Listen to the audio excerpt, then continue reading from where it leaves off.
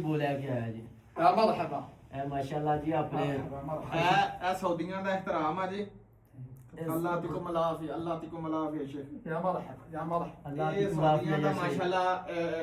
ਆਪਣਾ ਜਿਹੜਾ ਮਹਿਮਾਨ ਹੁੰਦਾ ਨਾ ਉਹਦੇ ਵਾਸਤੇ ਇਹਤਰਾਮ ਜਦੋਂ ਹੁੰਦਾ ਨਾ ਜਾਂ ਉਹਦਾ ਮਤਲਬ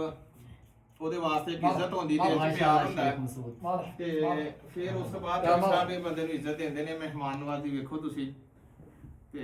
ਜਿੱਦਾਂ ਆਪਣੇ ਕਿ ਉੱਥੇ ਕਹਿੰਦੇ ਨਾ ਵੀ ਜਿਹੜੇ ਪੈਂਦਾ ਵਾਲੇ ਪਾਸੇ ਸਰਾਣਾ ਰੱਖੋ ਖੇਸ ਰੱਖੋ قبول ਇਸ ਕਰਕੇ ਜੀ ਇਦਾਂ ਆਪਣਾ ਦਿੰਦੇ ਨੇ ਇੱਥੇ ਪ੍ਰੋਟੋਕੋਲ ਇਹ ਪ੍ਰੋਟੋਕੋਲ ਆ ਜੀ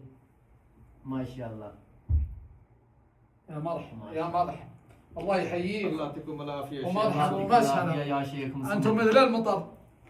شيخ انتم سمسم مطر معلوم مطر انتم سمسم مطر الله يحييك ਮਦਰ ਬਾਰਿਸ਼ ਨੂੰ ومرحبا ਕਹਿ ਰਿਹਾ ਜੀ ومسهلا. ਬਾਰਿਸ਼ਾਂ ਦਾ ਰਹਿਮਤ ਹੋ ਤੁਸੀਂ ਮਾਸ਼ਾਅੱਲਾ ਤਬਾਰਕ ਅੱਲਾਹ والله انت كويس يا شيخ الحمد لله وانت اخو والله انا كويس عشان انت كويس والله كله كويس ما شاء كويس. الله ما شاء الله تبارك الله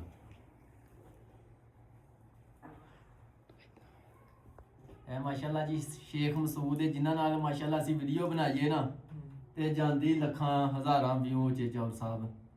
ਤੇ ਅੱਜ ਅਸੀਂ ਇਸ ਕਰਕੇ ਇਹਨੇ ਸਾਨੂੰ ਦਾਵਤ ਦਿੱਤੀ ਹੈ ਕਿ ਦੁਬਾਰਾ ਆਓ ਤੇ ਵੀਡੀਓ ਬਣਾਈਏ ਫੇਰ